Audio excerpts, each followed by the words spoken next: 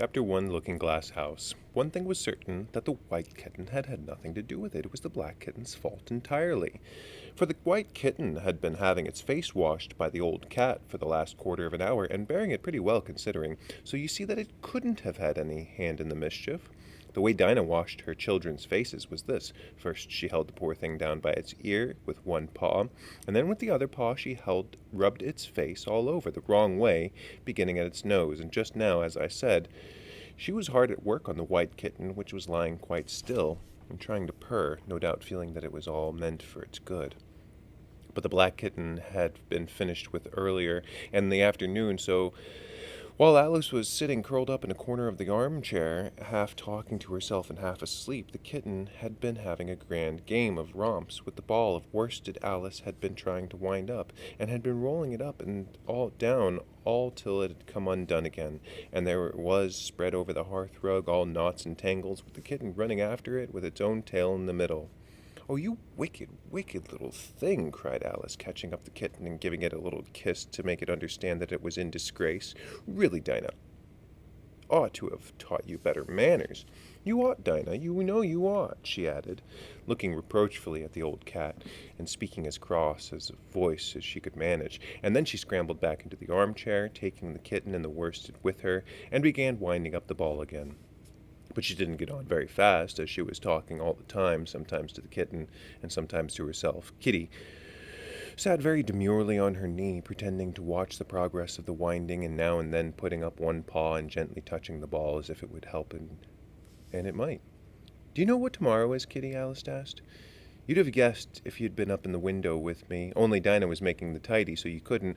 I was watching the boys getting in sticks for the bonfire, and it wasn't plenty of sticks, Kitty, only it was got so cold and it snowed, so they had to leave off. Never mind, Kitty, we'll see the bonfire tomorrow." Here Alice wound 2 or 3 turns of the worsted round the kitten's neck, just to see how it would look. This led to a scramble in which the ball rolled down upon the floor, and yards of it got unwound again. "So, do you know, I was angry, Kitty," Alice went on, as soon as they were comfortably settled again, "when I saw all the mischief you had been doing. I was very nearly opening the window and putting you out into the snow, and you'd have deserved it, you little mischievous darling. What have you got to say for yourself? Now don't interrupt me," she went on, holding up one finger. "I'm going to tell you all your faults. Number 1, you squeaked twice while Dinah was washing your face this morning. No, you can't deny it, Kitty, I heard you. What's that you say?" Pretending that the kitty was speaking. "Her paw went into your eye. Well, that's your fault for keeping your eyes open. If you'd kept them shut, it wouldn't have happened. Now, don't make any excuses, but listen. Number 2, you pulled saucer of milk before her. What, you were thirsty, were you? How do you know she wasn't thirsty too? Now for number 3, you unwound every bit of the worsted while I wasn't looking. That's 3 faults, Kitty, and have not been punished for any of them yet. You know I'm saving all of your punishments for Wednesday week. Suppose they had saved up all my punishments," she went on, talking more or less to herself than the kitten. "What would they do at the end of the year? I should be sent to prison, I suppose, when the day come. Or, let me see. Suppose each punishment was going to be without dinner. Then, when the miserable day came, I should have to go without 50 dinners at once. Well, I shouldn't mind that much, but I'd rather go without them than eat them. Do you hear the snow against the window panes, Kitty? How nice and soft it sounds, just as if someone was kissing the window all over outside. I wonder if the snow loves the trees and fields that it kisses them so gently, and then it covers them up snug, you know, with a white quilt, and perhaps it says, 'Go to sleep, darlings, till the summer comes again,' and when they wake up in the summer, Kitty, they dress themselves all in green and dance about whenever the wind blows. Oh, that's a very pretty," cried Alice, dropping the ball of worsted to clap her hands. "And I do so wish it was true. I'm sure the woods look sleepy in the autumn when the leaves are getting brown.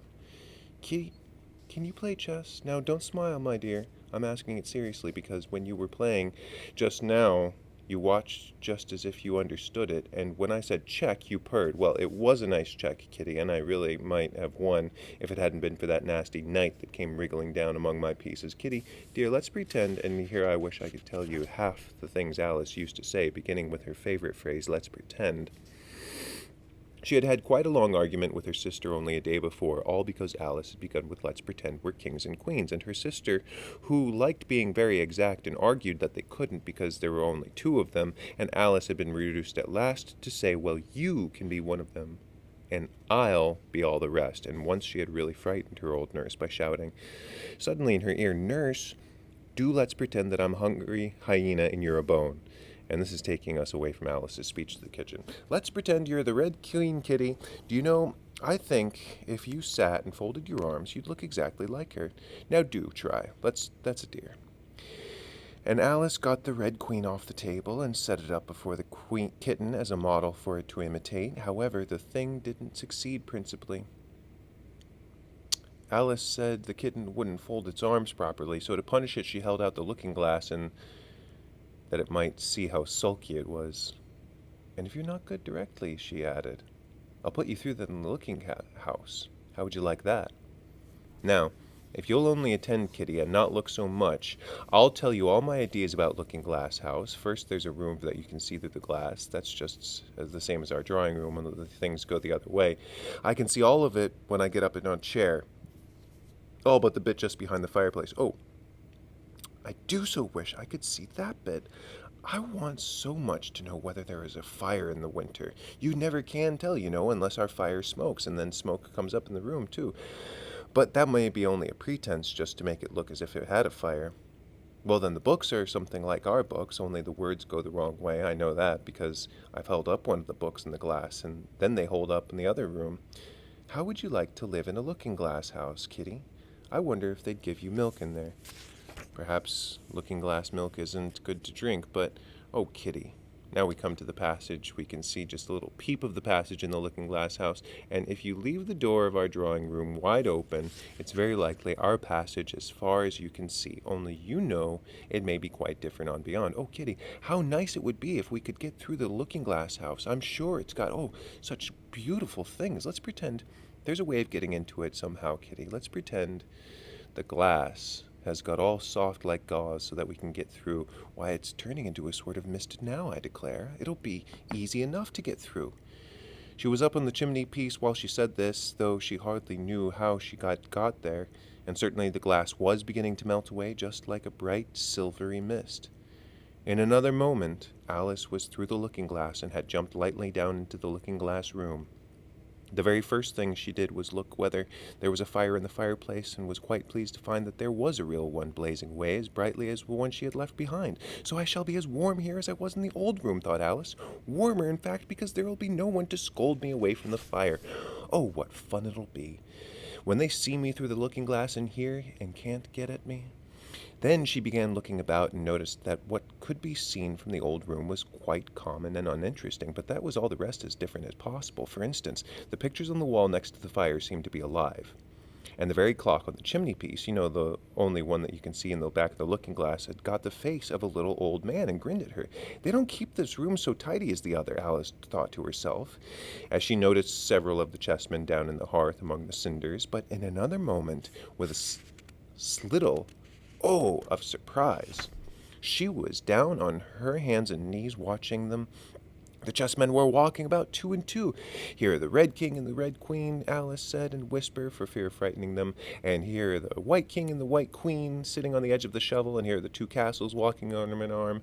I don't think they can hear me," she went on as she put her head closer down, "and I'm nearly sure they can't see me. I feel somehow as if I were invisible." Here something began squeaking on the table behind Alice and made her turn her head just in time to see one of the white pawns roll over and begin kicking. She watched it with great curiosity to see what would happen next. "It is the voice of my child," the White Queen cried out as she rushed past the king so violently that she knocked him over among the cinders. "My precious Lily, my imperial kitten," and she began scrambling wildly up the side of the fender. "Imperial fiddlesticks," said the king, rubbing his nose, which had been hurt by the fall. He had been right to be a little annoyed with the queen, for she was covered with ashes from head to foot. Alice was very anxious to be of use, and as the poor little Lily was nearly screaming herself into a fit, she hastily picked up the queen and set her on the table by the side of her noisy little daughter. The queen gasped and sat down. The rapid journey through the air had quite taken her breath away, and for a minute or two she could do nothing but hug the little Lily in silence. As soon as she had recovered her breath a little, she called out to the White Queen, king, who was sitting sulkily from the ashes. Mind the volcano. What volcano? Said the king, looking up anxiously into the fire as if she thought that this must most likely place to find one. Blew me up, panted the queen, who was still a little out of breath. Mind you come up the regular way, don't get blown up. Alice watched the White King as he slowly struggled up from the bar to bar, till at last she said, Why, you'll be hours and hours getting to the table at that rate. I'd far better help you, hadn't I? But the king took no notice of the question. It was quite clear that he could neither hear her nor see her. So Alice picked up very gently and lifted him across more slowly than she had lifted the queen, that she mightn't take his breath away, but before she put on the table, she thought she might as well dust him a little. He was so covered with ashes. She said afterwards that she had never seen in all her life such a face as the king made when he found himself held in the air and being dusted, as far too much astonished to cry out, but his eyes and mouth went on getting larger and larger and rounder, till her hand shook so with laughing that she nearly let him drop to the floor. Oh, please, don't make such faces, my dear, she cried out, quite forgetting that the king couldn't quite hear her. You make me laugh so that I can hardly hold you, and don't keep your mouth so wide open. All the ashes will get into it. There, now, you're tidy enough, she added as she smoothed his hair and set him upon the table near the queen. The king immediately fell flat on his back, lay perfectly still, and Alice was a little alarmed at what she had done, and went around to the room to see if she could find any water to throw over him. However, she could find nothing but a bottle of ink, and when she got back to it, she found that she had recovered, and he and the queen were talking together in a frightened whisper, so low that Alice could hardly hear what they said. The king was saying, I assure you, my dear, I turned cold to the very ends of my whiskers, to which the queen replied, You haven't got any whiskers. The horror of that moment, the king went on, I shall never forget. You will, though, the queen said, if you don't make a memorandum of it. Alice looked on with great interest as the king took an enormous memorandum book out of his pocket and began writing. A sudden thought struck her, and she took hold of the end of the pencil, which came some way over his shoulder, and began writing for him. The poor king looked puzzled and unhappy and struggled with the pencil for some time without saying anything, but Alice was too strong for him, and at last he panted out, My dear, I really must get a thinner pencil. I can't manage this one bit. It writes all manner of things that I don't intend. What manner of things? Said the queen, looking over the book in which Alice had put the white knight sliding down the poker. He balances very badly. That's not a memorandum of your feelings. There was a book lying near Alice on the table, and while she sat watching the white king, for she was still a little anxious about him and had the ink all ready to throw over him, in case he fainted again, she turned over to the leaves and found some part that she could read. For it's all in some language I don't know, she said to herself. It was like this. She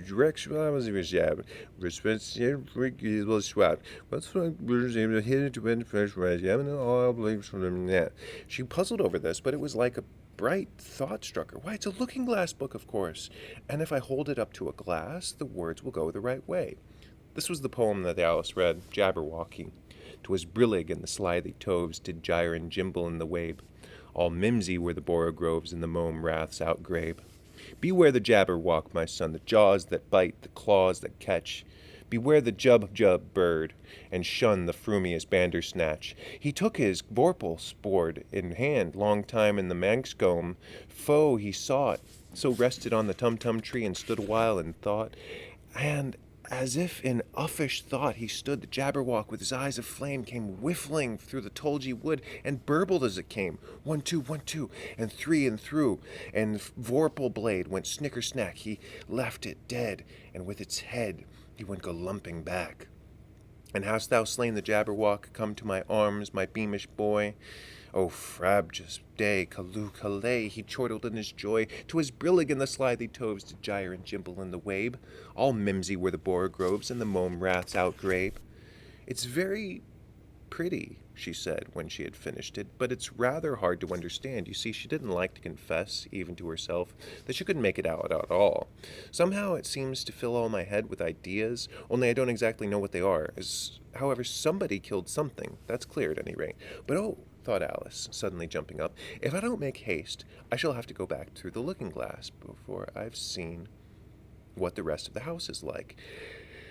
Let's have a look at the garden first. She was out of the room in a moment and ran downstairs, or at least it wasn't exactly running, but a new invention for getting downstairs quickly, as Alice said to herself she just got the tips of her fingers on the handrail and floated gently down without even touching the stairs with her feet. Then she floated on through the hall and would have gone straight out the door in the same way if she hadn't caught hold of the doorpost. She was getting a little giddy, too, with so much floating in the air, and was rather glad to find herself walking again in the natural way. Chapter 2, The Garden of Live Flowers. I should see the garden far better, said Alice to herself, if I could get to the top of that hill, and here's a path that leads straight to it. At least, no, it doesn't do that, after going a few yards the path and turning several sharp corners, but I suppose it will at last. But how curiously it twists. It's like a corkscrew more than a path. Well, this turn goes to the hill, I suppose. No, it doesn't. This goes straight back to the house. Well, then I'll try it the other way. And so she did, wandering up and down, trying turn after turn, but always coming back to the house to do what she would. Indeed, once when she turned a corner rather more quickly than usual, she ran out against it before she could stop herself. It's no use talking about it, Alice said, looking up at the house and pretending it was arguing with her. I'm not going in again yet. I know I should have yet to go through the looking-glass again back in the old room, and there's to be an end of all my adventures. So resolutely turning her back upon the house, she set out once down the path, determined to keep still, straight on so that she got to the hill. For a few minutes all went on as well, and she kept saying, I really shall do it this time. When the path was a sudden twist, she shook herself. It's as if described afterwards, and in the next moment she found herself actually walking in at the door. Oh, it's too bad, she cried. I never saw such a house for getting in the way. Never. However, there was then the hill in full sight, so there was nothing to be done but start again. This time she came upon a large flower bed with a border of daisies and a willow tree growing in the middle. Oh, Tiger Lily, said Alice, addressing herself to the one that was waving gracefully in the wind, I wish you could talk. We can talk, said the Tiger Lily, when there's anybody worth talking to. Alice was so astonished that she couldn't speak for a minute. It quite seemed to take her breath away. At length, as the Tiger Lily went on waving about, she spoke again, in a timid voice, almost in a whisper. And can all the flowers talk, as well as you can? Said the Tiger Lily, and a great deal louder. It isn't manners for us to begin, you know, said the Rose, and I really was wondering when you'd speak. Said I to myself, her face has got some sense in it, though it's not a clever one. Still, you're the right color, and that goes a long way. I don't care about the color, the Tiger Lily remarked. If only her petals curled up a little more, she'd be all right. Alice didn't like being criticized, so she began questions. Aren't you sometimes frightened at being planted out here with nobody to care for you? There's a tree in the middle, said the Rose. What else is it good for? But what could it do if any danger came? Alice asked. It could bark, said the Rose. It says bow wow, cried the Daisy. That's why its branches are called boughs.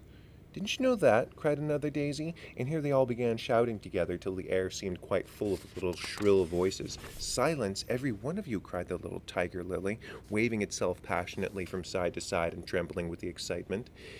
They know I can't get at them, it panted, bending its quivering head towards Alice, or they wouldn't dare to do it. Never mind, Alice said in a soothing tone, and stooping down to the daisies, who were just beginning again, she whispered, If you don't hold your tongues, I'll pick you. There was silence in the moment, and several of the pink daisies turned white. That's right, said Tiger Lily. The daisies are the worst of all. When one speaks, they all begin again together, and it's enough to make one wither to hear them way they go on. How is it you can talk so nicely? Alice said, hoping to get into a better temper by a compliment. I've been in many gardens before, but none of the flowers could talk.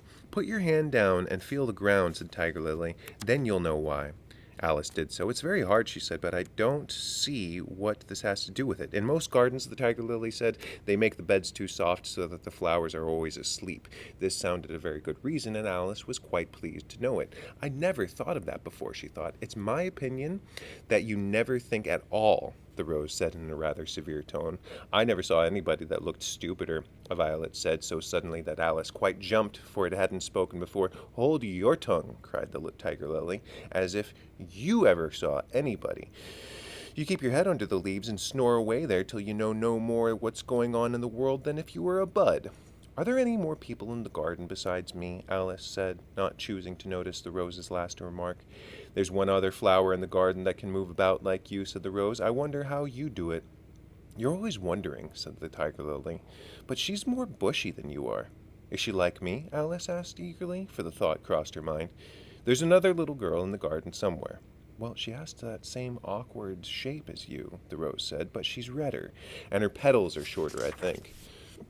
Her petals are done up close, almost like a dahlia, the tiger lily interrupted, not tumbled about anyhow, like yours. But that's not your fault, the rose added kindly. You're beginning to fade, you know, and then one can't help one's petals getting a little untidy. Alice didn't like this idea at all, so to change the subject, she asked, Does she ever come out here? I dare say you'll see her soon, said the rose. She's one of the thorny kind. Where does she wear the thorns? Alice asked with some curiosity. Well, all round her head, of course, the rose replied. I was wondering, you hadn't got some, too.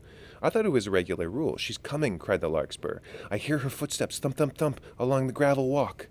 Alice looked round eagerly and found that it was the Red Queen. She's grown a good deal, was her first remark.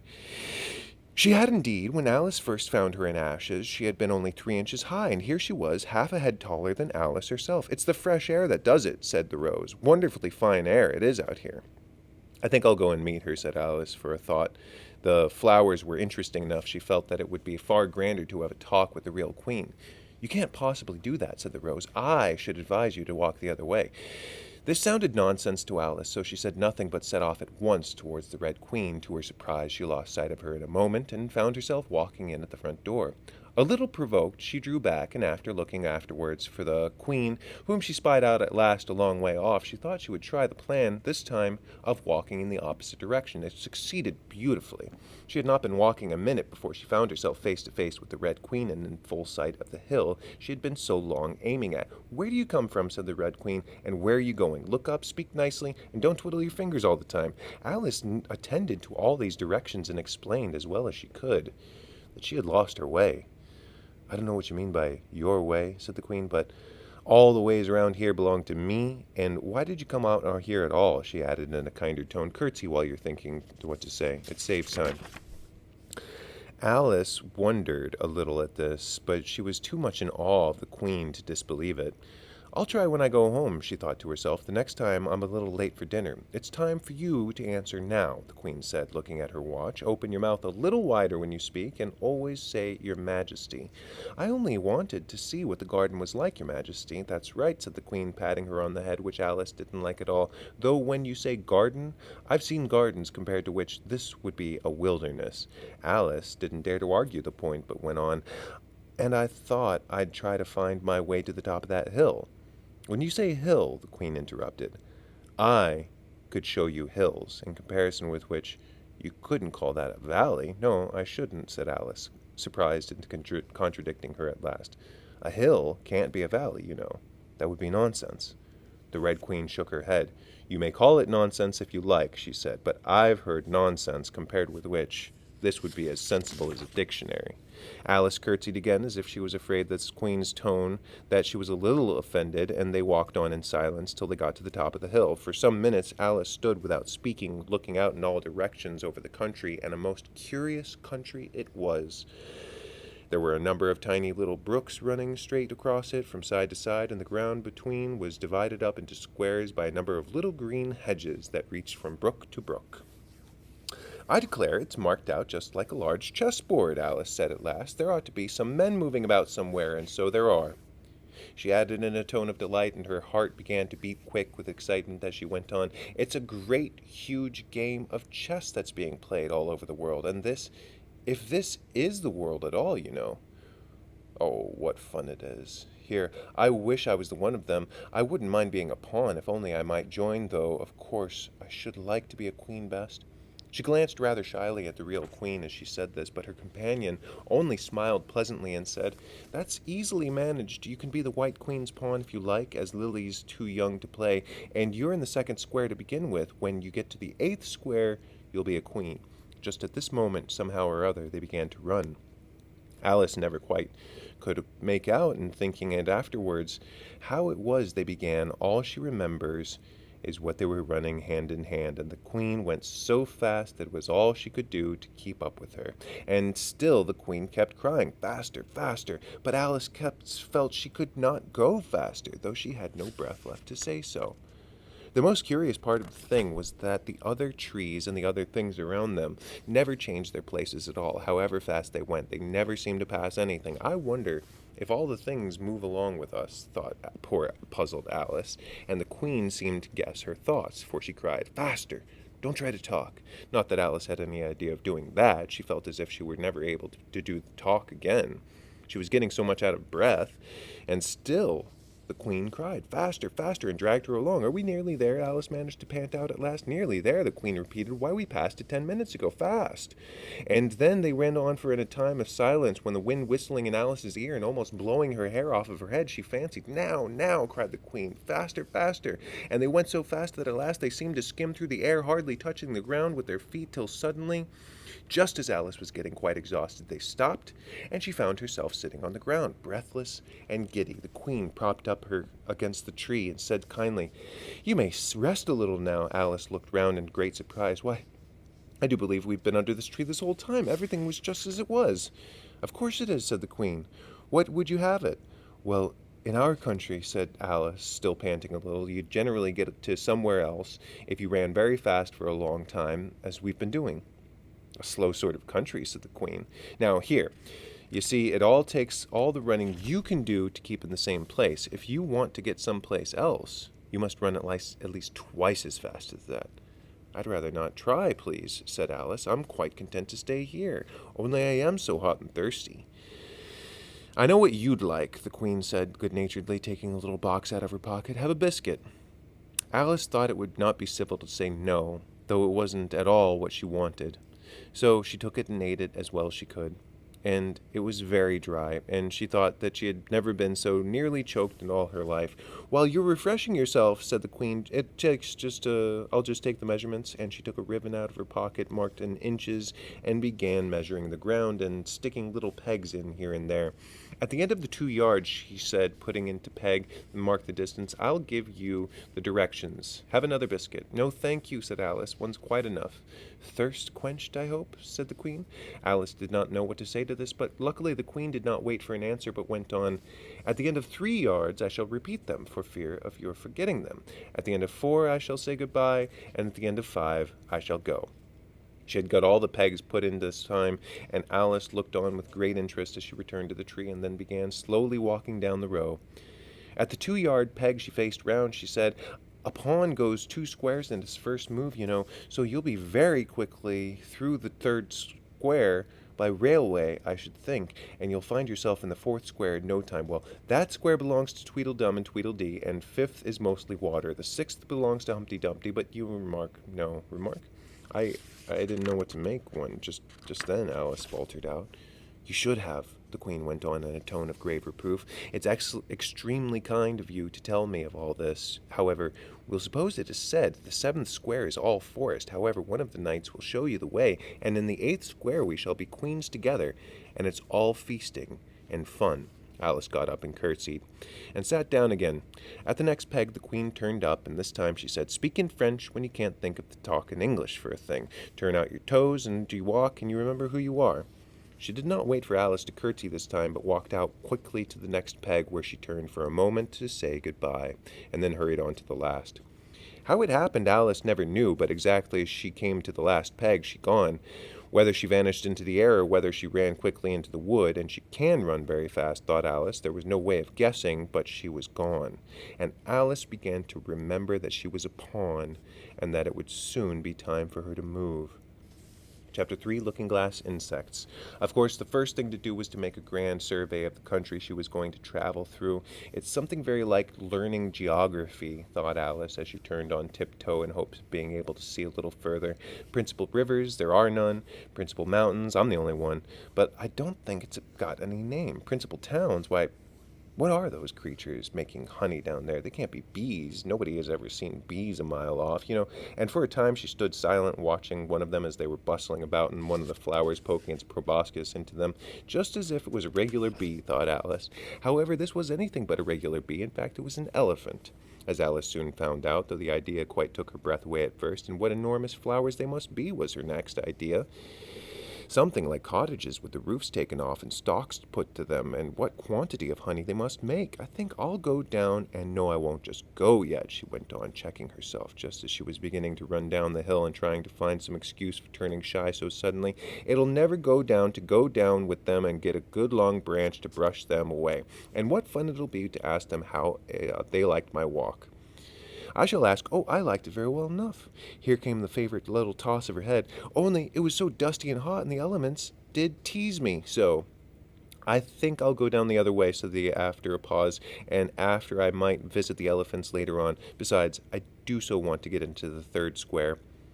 So with this excuse, she ran down the hill and jumped over the first of the 6 little brooks. Tickets, please, said the guard, putting his head into the window. In a moment, everybody was holding out a ticket. They were about the same size as the people, and quite seemed to fill the carriage. Now then, show your ticket, child, the guard went on, looking out angrily at Alice.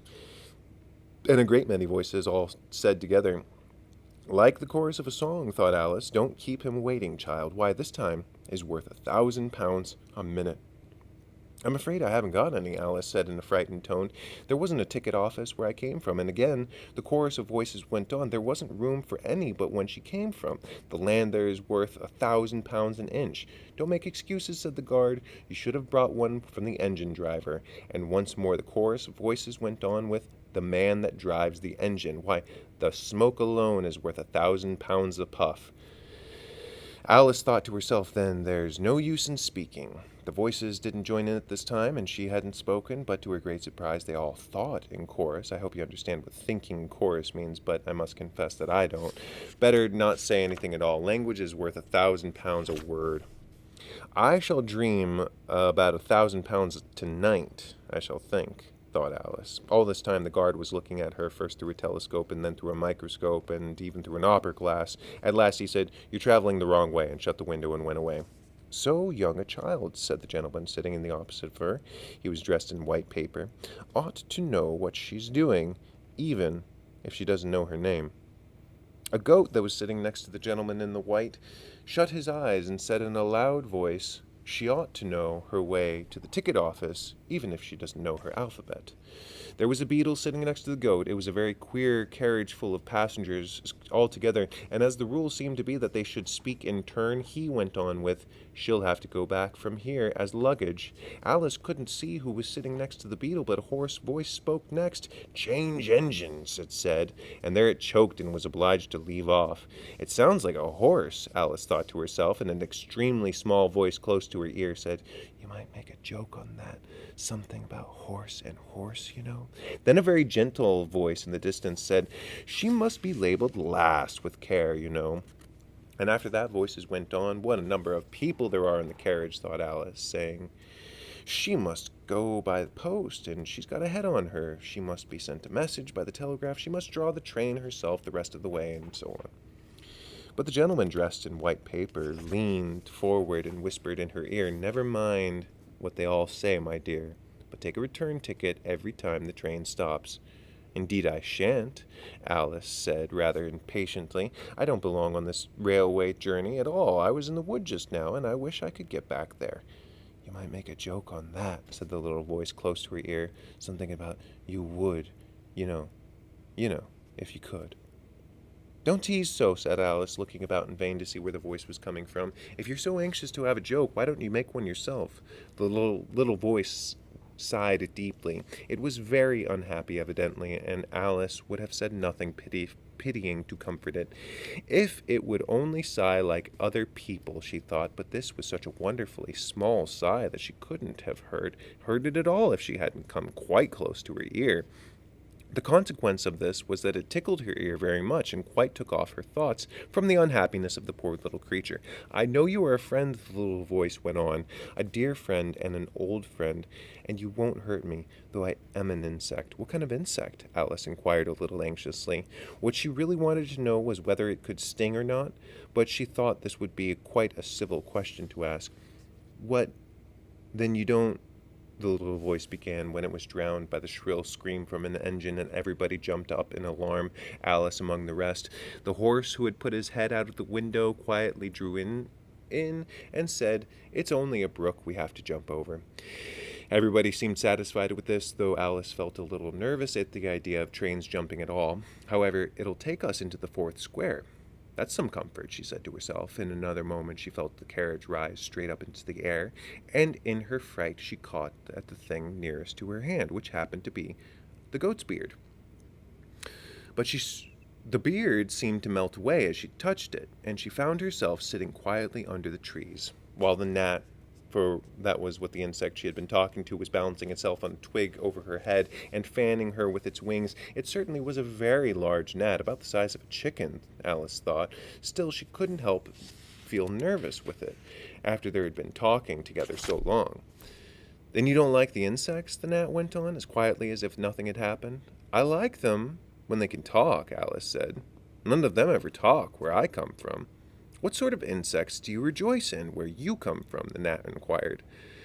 "I don't rejoice in insects at all," Alice replied, "because I'm rather afraid of them, at least the large kinds, but I can tell you the names of some of them." "Of course they answer to their names," the gnat remarked carelessly. "I never knew them to do it." "What's the use of their having names," the gnat said, "if they won't answer to them?" "No use to them," said Alice, "but it's useful to the people that name them, I suppose. If not, why do things have names at all?" "I can't say," the gnat replied. "Further on, in the wood down there, they've got no names. However, go on with your list of insects. You're wasting time." "Well, there's the horsefly," Alice began, counting off the names on her fingers. "All right," said the gnat, halfway up the bush. "You'll see a rocking horsefly if you look. It's made of that way entirely out of wood and gets about by swinging itself from branch to branch." "What does it live on?" Alice asked, with great curiosity. "Sap and sawdust," said the gnat. "Go on with the list." Alice looked at the rocking horsefly with great interest and made her mind that it must have been just repainted. It looked so bright and sticky. And then she went on. "Then there's the dragonfly. Look on that branch over the head," she said the gnat, "and there you'll find a snapdragonfly. Its body made of plum pudding, its wings of holly leaves, and its head is a raisin burning in brandy." "And what does it live on?" Alice asked as before. "Frumentary and mince pie," the gnat replied, "and it makes its nest in Christmas boxes." "And then there's the butterfly," Alice went on, after she had been a good look at the insect with its head on fire, and had thought to herself, "I wonder if that's the reason insects are so fond of flying into candles, because they want to turn into a snapdragonfly." "Crawling at your feet," said the gnat. Alice drew her feet back in alarm. "You may observe a bread and butterfly. Its wings are thin slices of bread and butter. Its body is crust, and its head is a lump of sugar. And what does it live on?" "Weak tea with cream in it." A new difficulty came into Alice's head. "Supposing it couldn't find any," she suggested. "Then it would die, of course. But that must happen very often," Alice remarked thoughtfully. "It always happens."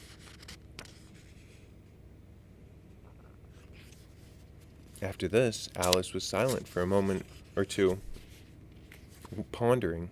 The mat amused itself meanwhile by humming round and round her head. At last it settled again and remarked, "I suppose you don't want to lose your name?"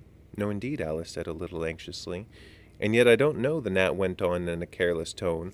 "Only think how convenient it would be if you could manage to get home without it. For instance, if the governess wanted to call to you, to your lessons, she could call out, 'Come here,' and there would have to leave off, because there she wouldn't be any name for her to call, and of course you wouldn't have to go, you know."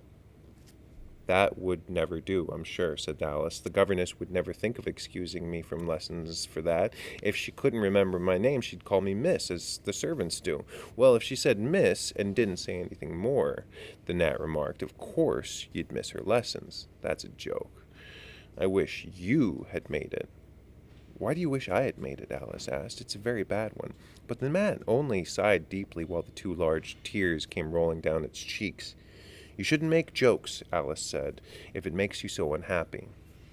Then came another of those melancholy little sighs, and this time the poor gnat seemed really to have sighed itself away, for when Alice looked up there was nothing whatever to be seen on the twig, and as she was getting quite chilly with sitting so still, she got up and walked on.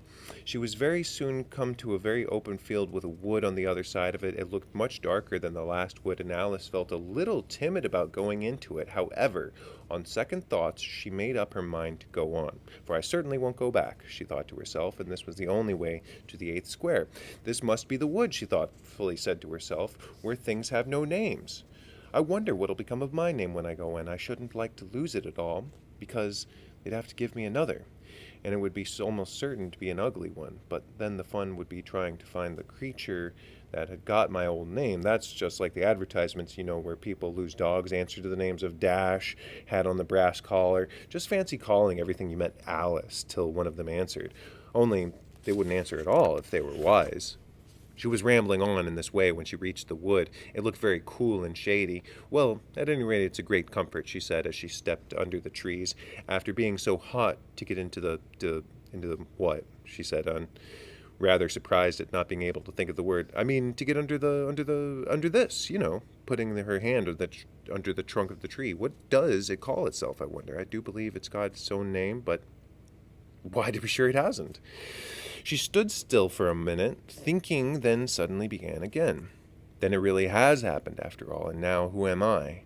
I will remember if I can. I'm determined to do it, but being determined didn't help her much. And all she could say, after a great deal of puzzling, was, L, I know it begins with L.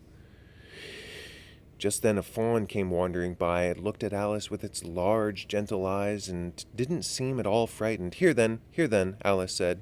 She held out her hand and tried to stroke it, but it only started back a little and then stood looking at her again. What do you call yourself? The fawn said a little. Such a soft,